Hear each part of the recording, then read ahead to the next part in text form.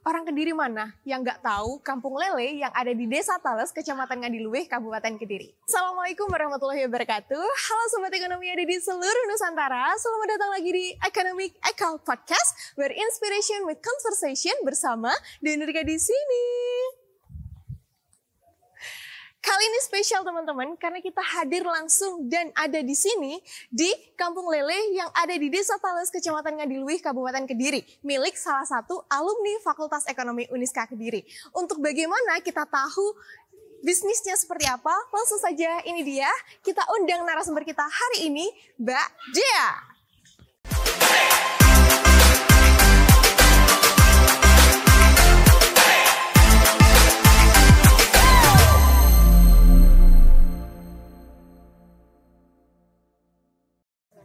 Halo semuanya, saya Delea Adelvi, alumni Fakultas Ekonomi Uniska Kediri tahun 2023, Prodi Manajemen.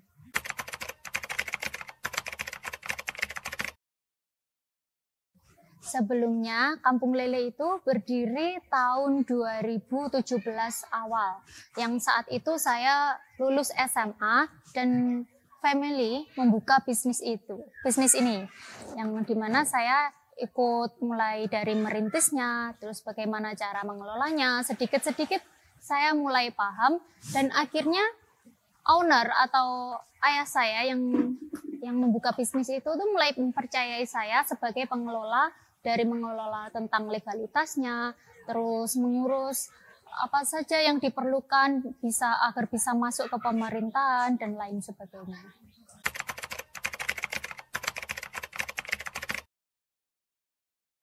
Kalau saya seperti kebanyakan anak muda yang lainnya ya, inginnya bebas keluar, berbisnis di luar atau bekerja di luar seperti passion yang saya harapkan. Tapi ternyata saya lihat lagi sepertinya ini bisnis yang cukup menjanjikan, terus banyak peminatnya juga. Ada juga konsep-konsep yang perlu dirubah agar bisa lebih mengikuti zaman lah ya, yang perlu di anak muda sekarang tuh sukanya yang kayak gimana sih, suasana yang kayak gimana sih, itu yang perlu saya riset ulang.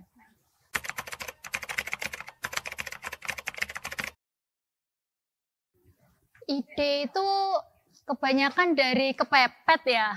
Kalau dulu itu kepepetnya sini itu sebelumnya Kampung Lele ini adalah tempat budidaya ikan biasa yang berdiri sejak tahun 98-an kalau tidak salah.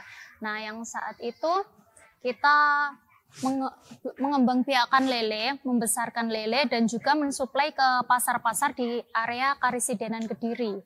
Nah, di situ tahun 2016 akhir terjadi di mana stok panen melimpah, tapi permintaan di pasar menurun. Nah, saat itu kita dan juga owner, semua keluarga memutar otak gimana sih caranya biar lele ini bisa dijual keluar. Sedangkan permintaan di pasar menurun, siapa nih yang mau beli lele sebanyak ini, stok semelimpah ini? Akhirnya diinovasikanlah, kita jual dalam bentuk makanan olahan yang nggak biasa, yang nggak cuma digoreng aja. Bahkan kita juga pernah mencoba ekspor ke luar negeri juga. Kita pernah coba ke Korea Selatan, ada juga yang ke Brunei Darussalam, dan juga Malaysia.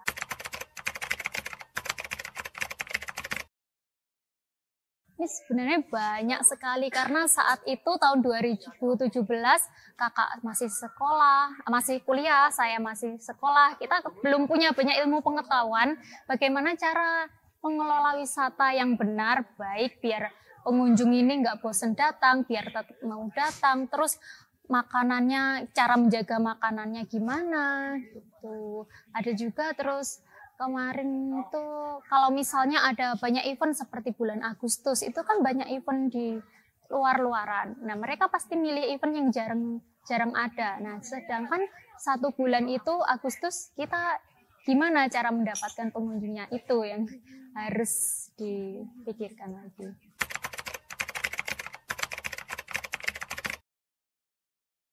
Kalau kita selain dari digital, kita juga dari mulut ke mulut. Misalnya ini ada rapat ataupun ada acara sekolahan di sini. Nah, mereka pasti bawa rombongan.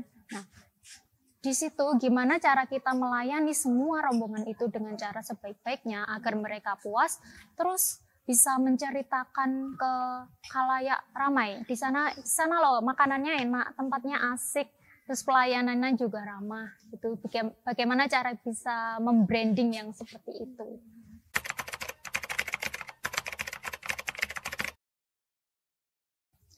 Dari mata kuliah manajemen rantai pasok yang saya terima dari Uniska Kediri, saya bisa belajar gimana sih kita mendapatkan bahan baku dari hulu ke hilir untuk bisa diterima oleh pengunjung sampai jadi masakan yang terbaik, yang layak, dan yang pastinya disukai oleh konsumen.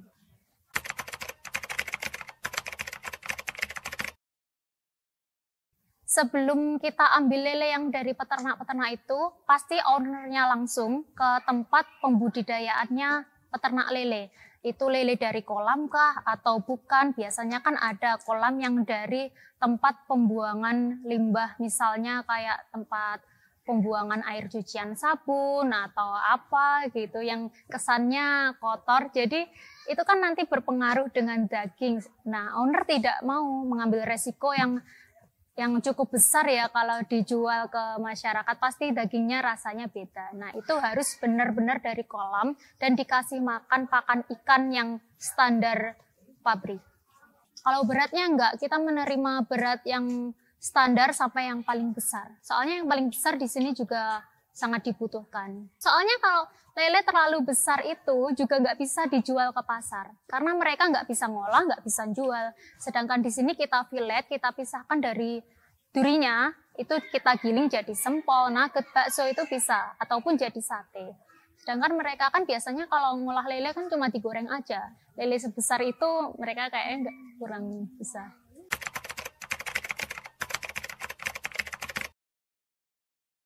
Pengalaman yang paling mengesankan yaitu dulu pernah waktu kita pertama kali buka, itu kalau nggak salah ketepatan dengan hari libur sekolah. Dan saat itu kita baru beberapa minggu buka, langsung ramai pengunjung. Nah, di situ kita keteteran, gimana caranya mengatasi pengunjung yang dalam satu waktu langsung banyak, sedangkan kita harus masak, harus mempersiapkan ini, itu pasti butuh waktu yang cukup lama. Nah, itu kita bisa belajar sedikit demi sedikit gimana sih caranya biar bisa agak cepat dikit biar pengunjung puas kita. Lalu setelah itu kita juga selama 1 tahun setelahnya kita juga mendapatkan penghargaan dari Jawa Timur, dari Dinas Perikanan dan Kelautan Jawa Timur. Saat itu kita menjuarai juara 1 dalam pengelolaan bidang perikanan.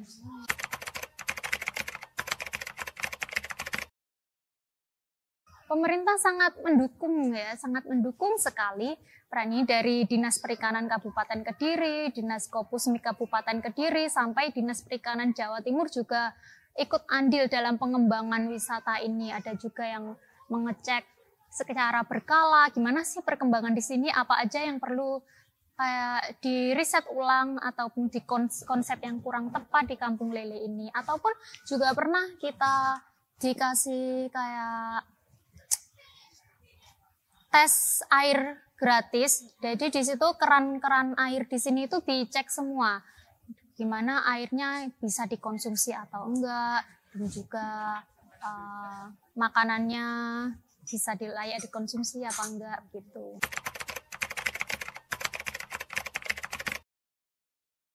Sangat melibatkan masyarakat sekitar karena di sini juga pegawainya kebanyakan juga masyarakat yang ada di sekitar tetangga-tangga sini. Iya, reaksi masyarakat di sini sangat antusias untuk membuka Kampung Lele ini.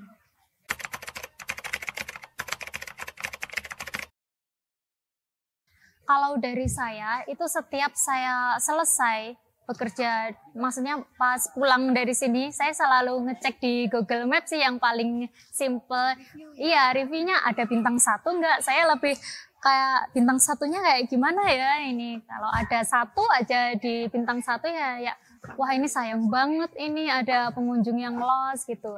Tapi kalau dari owner sendiri itu lebih keren gitu. Dia itu kayak nongkrong di sini, terus ngeliatin pengunjungnya satu-satu, itu makanannya kok nggak habis kenapa? Terus kok pulangnya cepet kenapa? Dia langsung cari tahu sendiri, bahkan pernah tanya, Mbak gimana makanannya ada yang kurang kah? Ataukah pelayanan kita terlalu lama atau gimana? Gitu.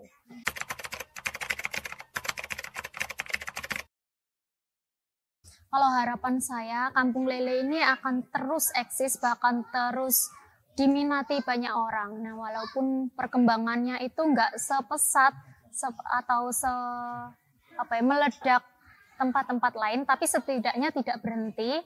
Walaupun cara mengelola kami itu agak sedikit lambat, tapi terus belajar aja. Yang penting nggak mati dan tetap eksis.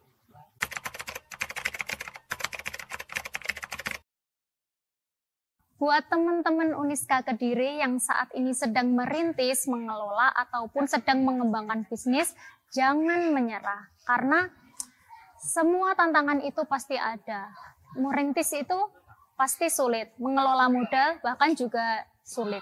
Jadi pasti semua itu ada tantangannya sendiri-sendiri. Oke, percaya aja dengan diri sendiri.